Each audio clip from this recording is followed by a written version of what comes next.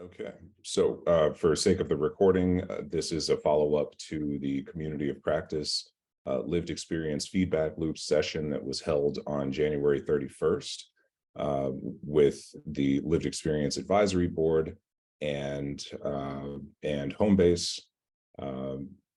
And we are following up with additional questions that we didn't get to during our Q&A session on the 31st. And we've got some of our wonderful volunteers who are giving us even more of their time to answer some of these great questions. Apologies for all the noise in the background.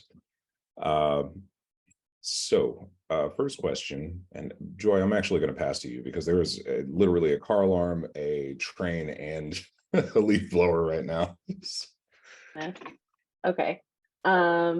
All right, so taking over for Max, our first question that we kind of have set up for you today is, some of the most important meetings are when lead members are present, and how do we best create safe spaces for lived experience individuals to participate in group meetings and feel more comfortable sharing vulnerable experiences with groups?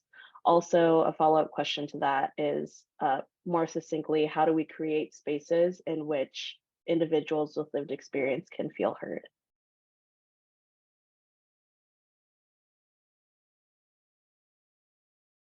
It's a fairly long question, so I'm also going to drop it in the chat.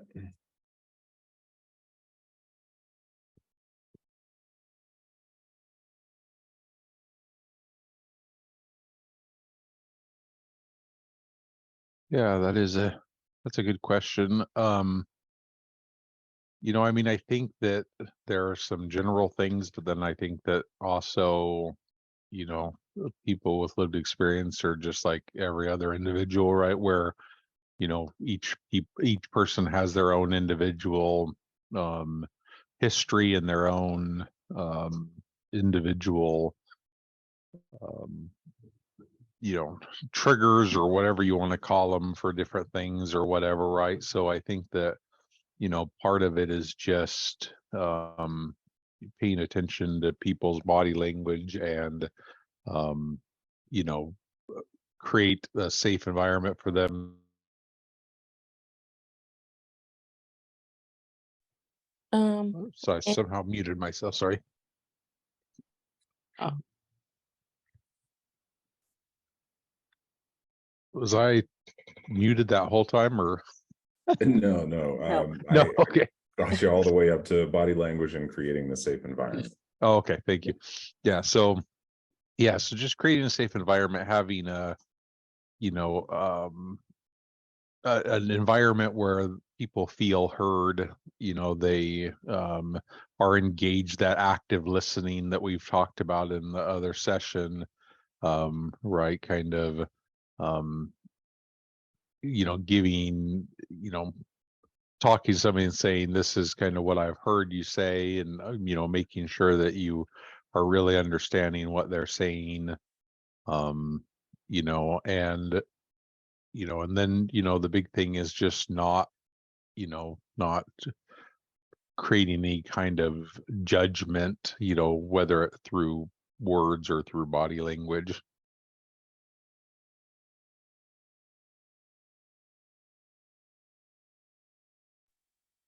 I was thinking kind of like not patronizing, because I feel like it's really easy to patronize someone, kind of like putting pity on someone, like, oh, like, or you like, I don't know, you know what I mean? I feel like that's really easy to like mess up and do. But I feel like kind of what Thomas was saying, like, everybody is different. So you can create like what you think is like a really safe space for people with lived experience, but based on their experiences and stuff they've been through, it's just up to them if they're going to feel comfortable sharing their experiences, or like what they're comfortable with in terms of being vulnerable. Um, so I don't know. I feel like I can't really answer this question all the way, because it depends on the individual that's speaking on their experience. Thanks, Thomas and Jocelyn. Oh, yeah, go ahead, Thomas. I was just going to add really quick, like, I think that there's like, you have to be like, empathetic listening is great, right? But you also have to be a little bit careful, right? Like, it's our automatic human instinct, like, when we're listening to somebody, and it's like that automatic human thing where we go, oh yeah, I know what you mean, or I know how you're feeling, or these different things that we're just kind of pre-trained to say, right? And it's like we have to be careful with those things because in a lot of cases, we don't know what that person's been through, right? We don't know what that person's feeling. And so it feels dismissive to people when somebody says that to them, even though that's not what it's meant to do.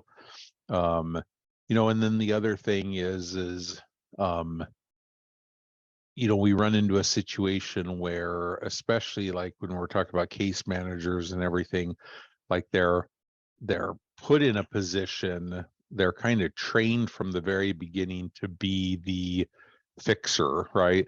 They're really put there to try to find a solution for somebody's problems, right? But empowerment is huge, right?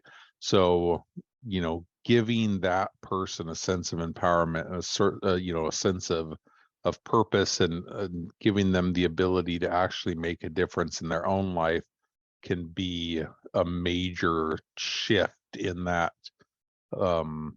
feeling of the way that they feel about that interaction.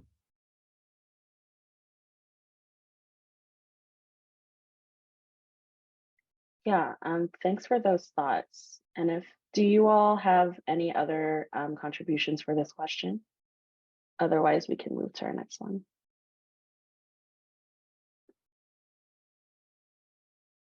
Cool. I just want to say that was brilliant. Yeah. Yes, awesome. All right, so moving on to the next one. How did you first get involved with your community's efforts, LEAB, or care coordination?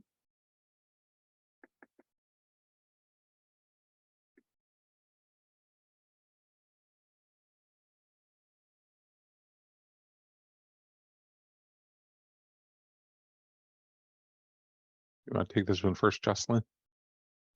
Oh, I can go. I was just getting my daughter, sorry. Oh, you're um good.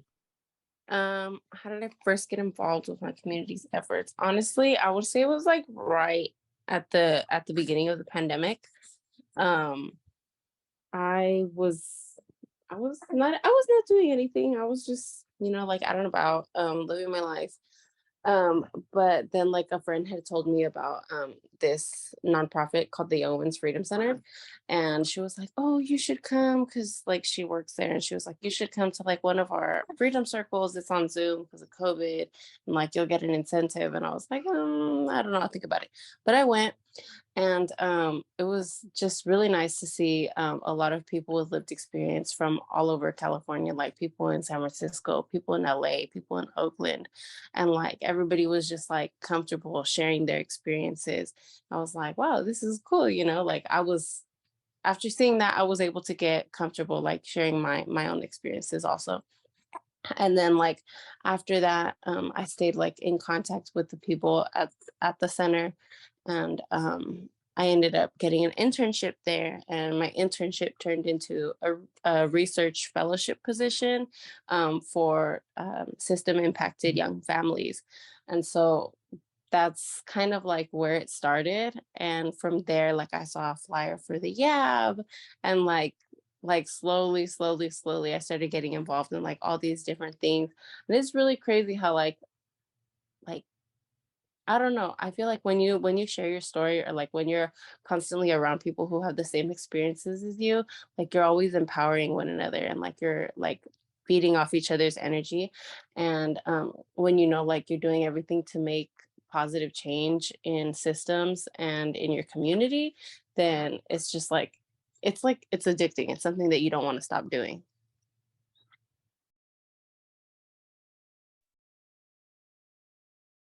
That's awesome. Yeah, for me, it's a little bit different. I mean, I've always been involved. I'm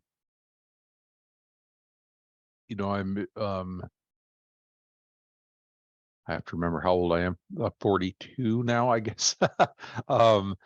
But like starting in my early 20s, like I've been involved in nonprofits and served on boards and stuff, but not much more like other type of community organizations like Chamber of Commerce and city boards and so forth. But I didn't get involved in any of this stuff until I kind of had a major life shift, because in 2017, due to some mental health problems, I ended up having a psychotic break and a suicide attempt that led me actually into the incarceration system, which was way outside of my normal person, right? Because up till then I was 36, and I'd never even had a speeding ticket before. And next thing I know, I was here in California on vacation, and got booked into the LA County jail. Not the best jail to go to on your first turn, but and then went to prison for just over 4 years. And when I got released, since I wasn't from California but I had to stay in California, they just kind of kicked me to San Jose, because they had a place for me to go here. And due to some continuing mental health issues at that time, I ended up losing. I was in a THU, lost that, and went into a mental hospital for a little while, and then came out, and I was homeless. I found myself homeless for the first time in my life, and I realized how much these things in your life, right, can, I went from, I'd spent a career in the IT industry, successful, and never thought I would ever find myself in that situation, right? Like, I would have never guessed that, but I realized that it could happen to anyone, in any situation with just a couple of wrong turns, right? And so, I found out about Lieb and, got involved, and, I've just been kind of like Jocelyn said, like once you start getting involved, it's kind of, addictive in the fact that it makes you feel good that you can help make a change, or make some changes. And so, now I'm involved in Lieb and some other stuff, and actually working on forming my own nonprofit right now to do some stuff to help people in reentry and homelessness. So yeah, it's just that's excuse me, but it's such a great example, even with just two of us here um on this call, right? We can see that everybody's experience is so completely different, but can lead to the same places, right? So, it's not always one story. It's not always substance abuse, or,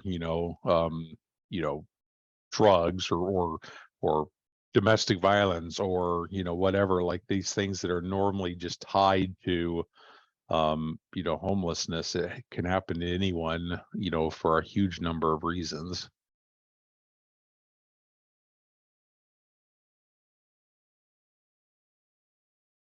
Yeah. I love Oh, that, and I'm trying to faithfully take down notes as well. But that really struck me just now, what you both said about being around other folks with similar but not necessarily the same experiences, and that so many different roads can lead to this same point in a person's life.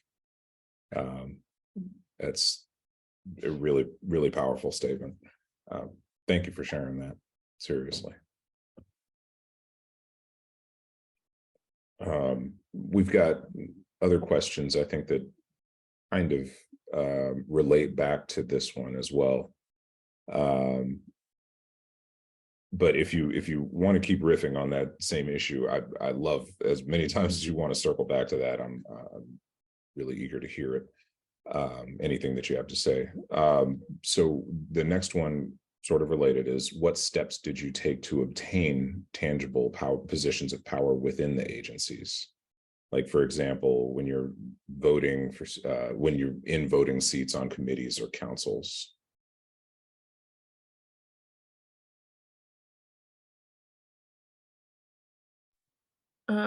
For myself, I would just say like being present and taking like sorry, taking like whatever like opportunities come my way, and like don't get me wrong, sometimes I do like I try to step down and like I try to like let other people take on these opportunities if they want to, but like in the back of my head like I'm really excited for this, you know?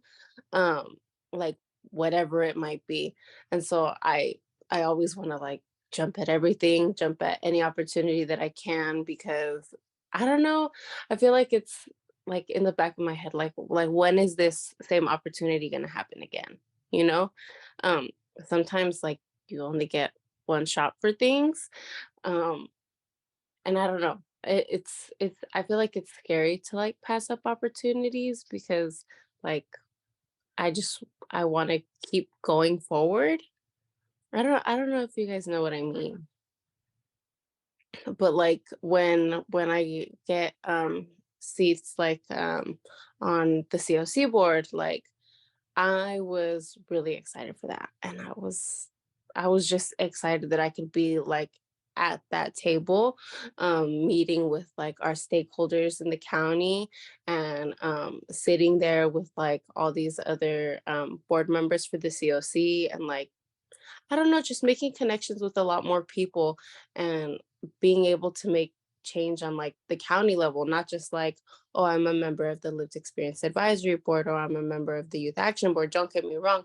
All like our mission and our vision, it's all very powerful, but being able to make a change on like, I don't know, I guess the county, would you say that's a systemic level? I'm not sure, but being able to sit there and give my input, like, and it will 100% be taken into account, and my vote will like guaranteed be there. I I don't know.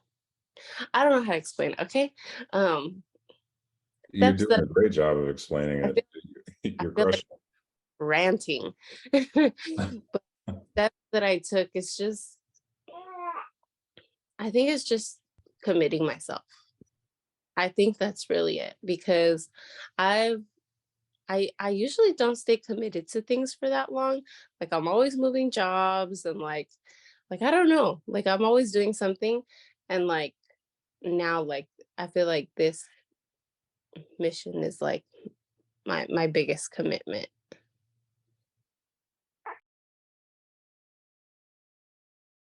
Yeah, I think, it's interesting because there's a lot of people that want to be involved, right? But then there's a level of hesitation on the part of people not knowing whether, they're equipped to do certain things. And that's what I really love about LEAB, you know, uh, the Lived Experience Advisory Board of Silicon Valley. Like I really appreciate our mission because, first and foremost, we're a leadership development board, right? So the whole idea is to take people who, may have not ever had the opportunity to be in those positions to be able to make change, right? And give them the necessary confidence, skills, and experience to actually go out and do those things. And it's so exciting to see members of the board who, have come out of these horrific situations and now are, sitting on these seats like, Jocelyn with the COC, you know, sketches on one of the city housing boards, like, we get asked to, participate in county and city, groups, committees all the time. And it's really an amazing thing, and, I try to tell the members all the time that, really it's just about, getting involved and committing yourself, right? Like, I became a member of the Lived Experience Advisory Board, and then I think it was like less than 2 months later, I ended up as the secretary of the board, right? Because I was just present and willing to, to step up, and then, served in that position because I came in half term, and so I served for a year as secretary, and then, January this year was elected as the board chair, right? And it it's an amazing feeling, an amazing opportunity, but a lot of it is just about that willingness, to step up. There's a lot of opportunities out there, and that's, like I said, that's what Leap Silicon Valley is all about, is empowering people to feel like they can do that, right? And making them realize how valuable their experience and their opinions are.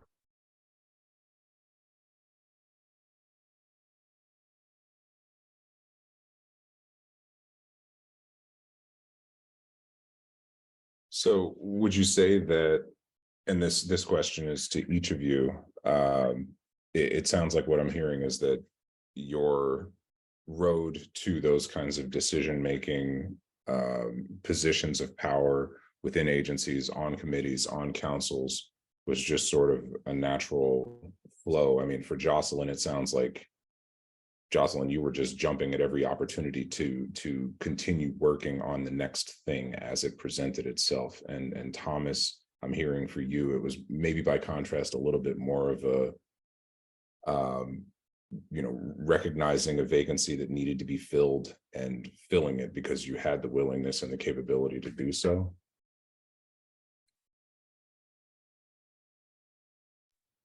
I think for me, it was like, okay, when I was growing up, me and my mom, we were moving from like city to city. We would rent a room one place, or then we would have to stay with family. Like, it was just like always back and forth, back and forth, back and forth. I've been to like, I don't know, probably, I think like 17 or 18 different schools. And like, I just never thought that I would like be a part of like something, like I didn't know like what I wanted to be when I grew up, or anything like that. I just like, I don't know, I didn't think that I was gonna be much, I guess. And then when I started getting involved in stuff and like these opportunities would approach, I guess, yeah, I was just really quick to jump at them because I was like, well, like well, personally, I didn't know what the COC was, but I never thought that I would like work for the county, or I would sit on a board for the county, or that like I like last year I got flown out to Washington DC, and I never thought that that would happen in like a million years. I Outside of like Mexico, I had never been out of California. And so like all these opportunities, I feel like I just had to take them because like I don't know, it's hard because it's kind of like the same thing, like when you get housed, like you still have that anxiety of like, okay, well, like I need to keep working, or like I need to get like another job because I don't know, like what if something happens and like I can't stay here anymore. Like it's just the anxiety of what might happen. So I feel like I have to take the opportunity, because what happens if I don't? What if I miss it and that was it and everything ends there?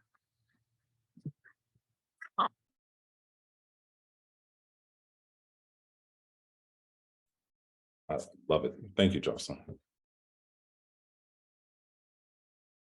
Yeah, I think what Jocelyn said is just like, really hits it right on the head, right? I mean, it's different for each person, but you know, and it's going to be different for each person, right? Like I said, some are much more hesitant to, to jump into those opportunities, and and then that's our opportunity to work with them to get them to feel comfortable doing it, and some are extremely proactive and want to jump into each and every opportunity, right?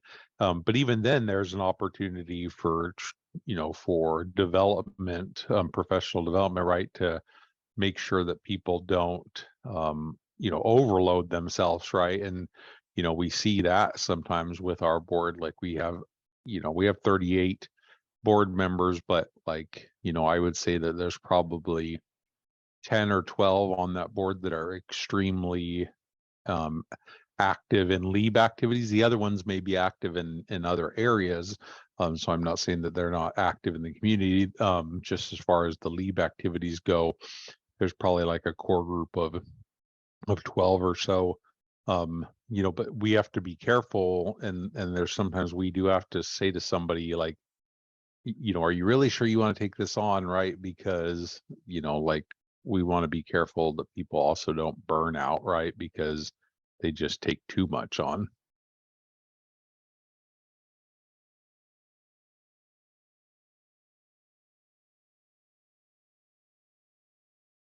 Yeah, it's work at the end of the day, right? I mean, it's more work on top of the work that people are already having to do to sustain themselves. And it's no small commitment, is what I gather.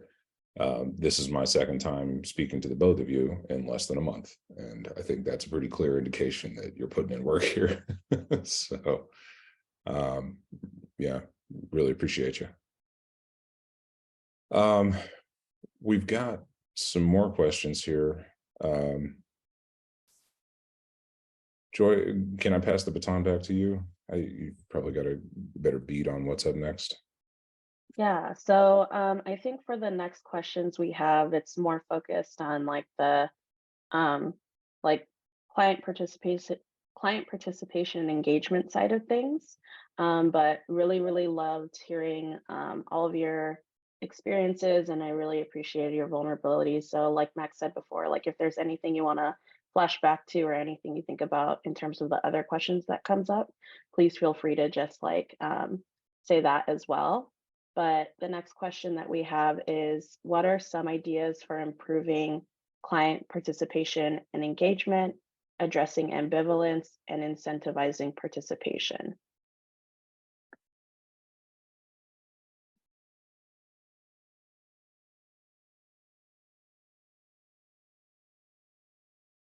Well, this is kind of the $1 million question, right? Because it does go back to kind of what we were talking about, like, because every person's going to be different, right? So it's going to be different for each person. But I think that, and I talked about this a little bit during the presentation, right? But I always want people to think about clients and or participants and or community members the same way they think about themselves, and the fact that normally it's the same things that motivate us that motivate you, right?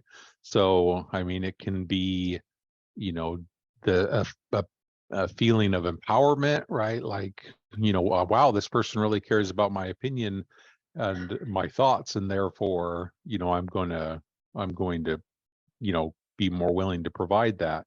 It can be money, right? It can be you know the feeling of promotion or and even certificates, or all the things that make everybody normally feel good is the same thing that makes anybody with lived experience feel good, right?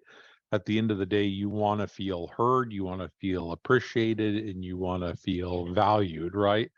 And as long as you're keeping that all in mind, then I think you're on the right track, right? Like, you know, if your company's asking you to go out and do stuff, outside of normal business hours and participate in something, right? You're going to look at that and go, well, okay, what do I get out of it? Like, what's my, my reward for going above and beyond?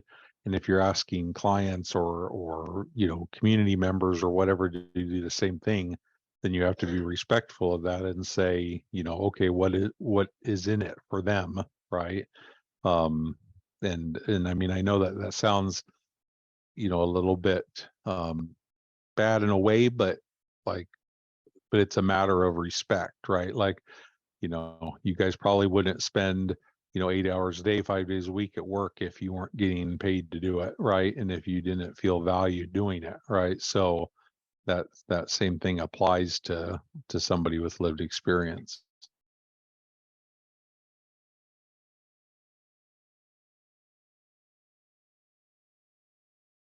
I can attest, as much as I love working at home base, I would not do it for free. And you're absolutely right. Yeah. Make it worth people's time. And phrasing it as, what do I get out of it? What's my reward for going above and beyond? I respect it. There's a certain bluntness to it, but it's a reality that you got to face. Asking somebody to sacrifice their time ought to be for their benefit in some way, shape, or form. I may have to step away from my computer for just a minute in about 5 minutes, just a heads up. But Joy, I trust you to keep things moving forward. Somebody join for questions or?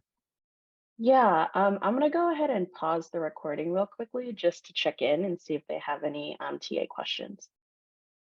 Know how to answer because so I did like research, right, and like focus groups and workshops, like freedom circles, even here as a mentor at Bill Wilson, like I do workshops every month, but like it's really hard to say like what's in it for them because obviously like when I do workshops here at Bill Wilson, like I try to do something that people will enjoy or that they can get something out of, but like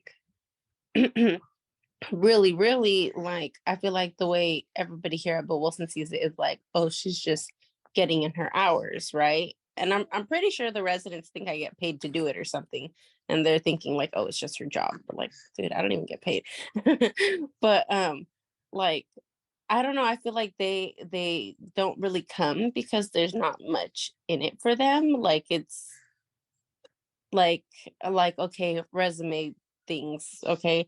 Like I'm pretty sure like some of them are just they're grown already. Like they have their jobs and they're like, I don't need a resume. Like why would I go to your resume workshop? Or if I'm doing like a holiday event, like they'll come if there's like a raffle or if if it's like gifts for everybody or something like that. But I don't that's a hard one even for me because I find it really hard to like get people to show up sometimes. And so like even when I was doing research and stuff, I just left it to the communications people who were making the flyers and I would like post stuff on my social media and I would just tell people like what it was.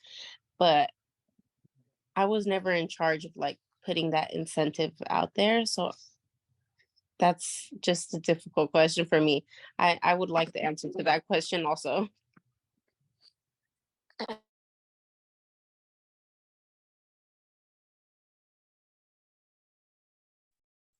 Yeah, I think it's a question that we're working to solve too. I'm on the verge of actually going out to do some surveys at a handful of sites around Santa Clara County over the next couple of months, and it's a big question on my mind. The nervousness because I've got certain targets for the sites that I'm going to visit, and I want to make sure that I get enough folks showing up to take the survey. And believe me, it's a big question. How am I going to make sure that this is worth their time so that people actually show up, take this survey and help us get the data we need? If I unlock some sort of secret here, I will let you know, and vice versa. So, but to Thomas's point, I think there's a lot that we also heard that, just making sure that people feel valued, that they feel heard, and that their opinions are appreciated is a big step in the right direction. So, and that the same things that motivate any of us are the same things that are going to motivate the residents at any given program. We all come from the same place and the same heart.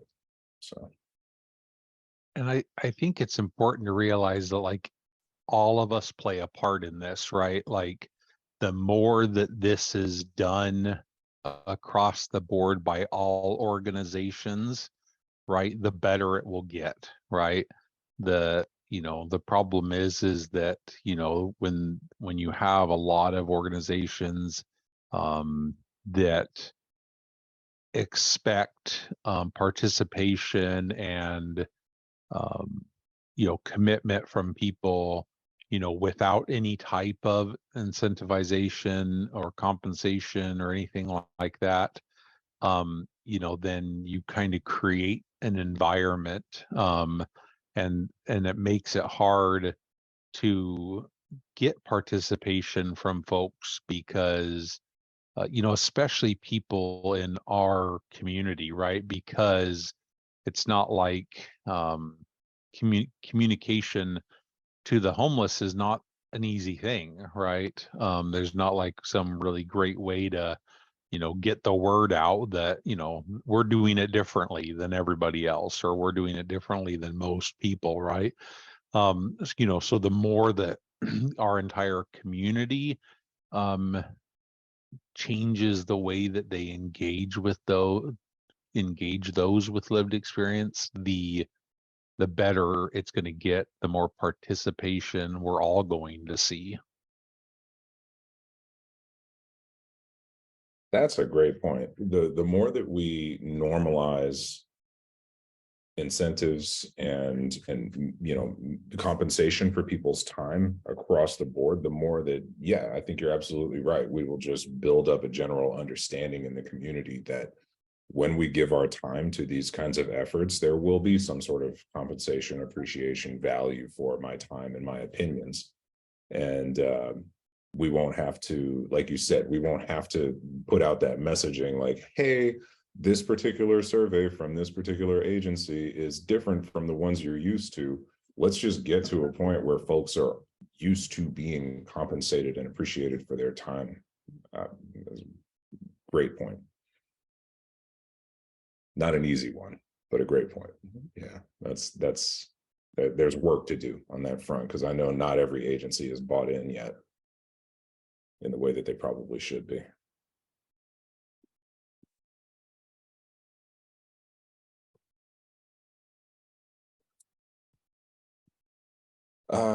Let's see, I think time check, we're about 10 minutes. We've got about 10 minutes to go. We've got probably more than 10 minutes worth of questions. Joy, do you have any favorites, things that maybe you've scanned ahead to? Yeah, I mean, I think we can go to this question in terms of how do we continuously engage individuals through the question itself says sometimes, but like I think we can agree that it's more often than not, unfortunately, the long housing search process, and help folks to maintain trust in the feedback process. And we'll go ahead and paste that in the chat as well.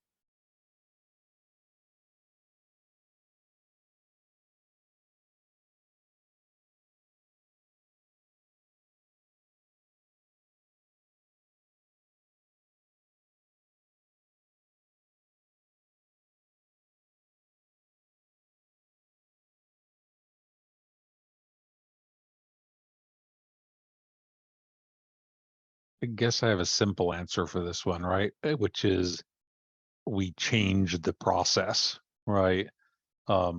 we have to fix the long housing search process, right? That is the solution, right? Because when people are still out there on the streets or in the shelters or, you know, in their vehicles or, you know, whatever, it is not an environment that is friendly to having meaningful engagement and feedback. You know, people lose their phones. People, you know, like we have people on our board that are still, you know, still unhoused themselves right now. And, you know, like I have several that, you know, I probably get messages from them, you know, 2 or 3 times a month that they have changed phone numbers or changed email addresses or whatever, you know, because their contact information has changed, right? So as long as this process continues to be long and tedious and feels hopeless, it's going to be really hard to keep people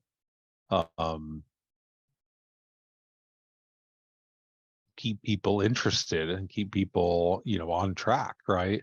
So like I know that it's not the answer people want to hear, right? But the truth is that we have to fundamentally change the system, and that's what will, you know, make this better.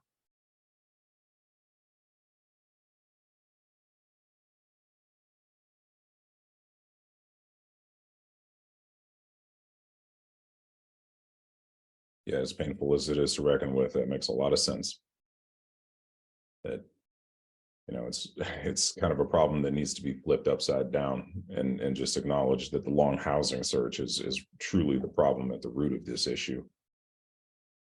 And maintaining hope and trust in the feedback process would go a much longer way if the housing search wasn't quite so long. So,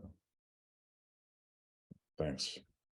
And I think we kind of do ourselves a disservice in a way by focusing on how do we better deal with the long process, right? Because then we're almost accepting that long process, right?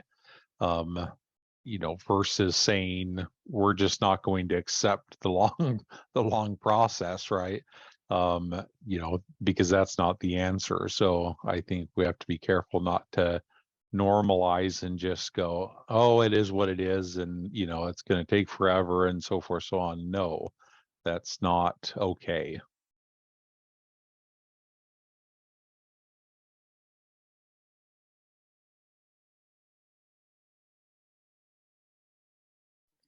I don't want to give an answer because I feel like Thomas's answer was good and I don't want to take away from that.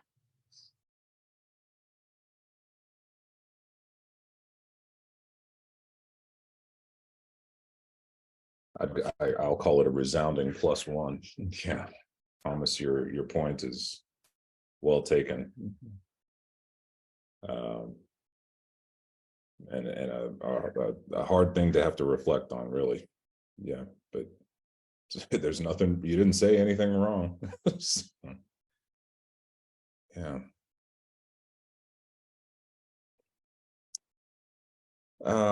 We've got a handful of other questions. I'm going to scan and see how we might best use these last 4 minutes or so. Joy, if you have any favorites, I'm all ears too.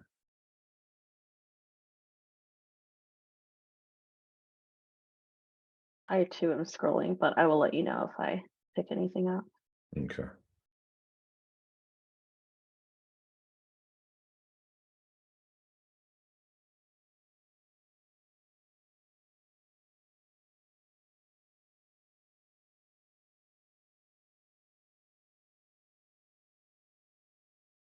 Here's kind of an easy one that I think actually might be really helpful for folks.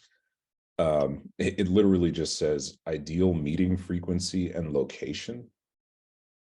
Like in your mind and in your experience, what is the, to the extent that the location and frequency of the meetings has any bearing on your decision to participate or not, what are the meeting frequencies and locations that tend to work best for you? Like, how did you make those decisions? What are the other aspects of your life that you're having to work around, I guess? For me, well, okay, I like in person and I like Zoom for two different reasons. In person, it allows you to connect with the people that you're around, and you can like it's better for like networking, meeting new people, and like I said, just making the connections, right? But Zoom is good when, like, don't get me wrong, you can connect with people on Zoom, absolutely, but it's easier to do so in person. But for Zoom, I like Zoom because I can get off one meeting and get onto another. It's not like I have to be at this office and then I have to drive all the way across town to get to my next meeting. Um, but personally, if I feel like I like things in person because I feel like after COVID, everybody just got used to like being online. I don't know how it is for you guys at home base. I feel like you guys are always on the computer, but I have no idea, right?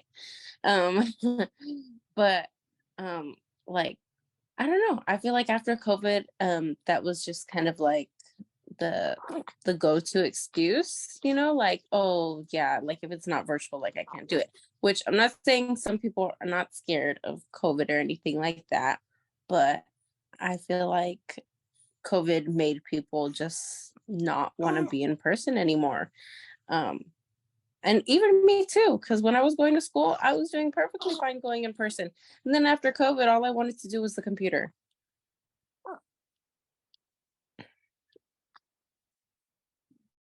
So yeah, I don't for participation, to make sure that everybody's participating, I would say in person. Because then, like you can really make sure and make sure that people are getting the most out of it. And then for like the duration, I think like 1 to 2 hours. If it's over 2 hours, I think that's too long unless it's something that they're committed to.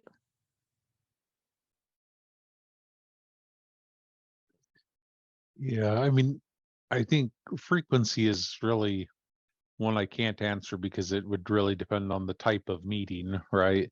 Like for Leap Silicon Valley, we have our general board meetings twice a month, like on the first Thursday and the third Thursday of the month. And we have an executive committee meeting every Wednesday. Right. So it kind of depends on on what the goal is, right?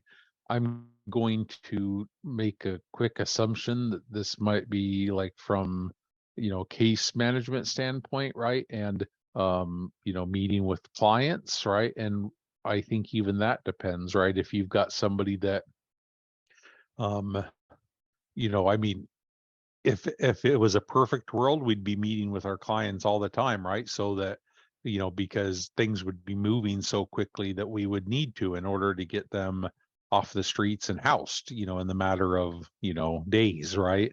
If things were, the way that they should be. But with the way that things are in the long situation, I do think that expecting people to come and meet in person often is hard, right? And so maybe, I would say not more than, once every couple of weeks to once a month. But at the same time, I would urge the case managers to, at the same time, be in continual contact with your participants or your clients, right? Like just because they don't have an appointment until a month from now or whatever, right? Doesn't mean you can't pick up the phone and check on them and just say, how are you doing, right? Or is there anything that I can do to make things easier for you right now? Because that really, engaging the client like that is going to make them know that you are thinking about them, that you care about their situation, and by doing that, they're going to engage with you a lot more.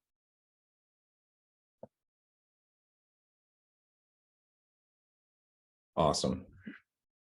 Thank you both.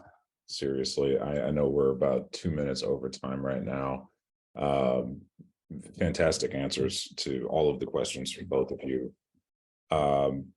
We're gonna, again, like I said, make sure we share this recording out with folks. We'll also have our noted note-taking version for folks who can't take the time to actually review the entire recording necessarily. And we'll follow up with you and let you know how things are going.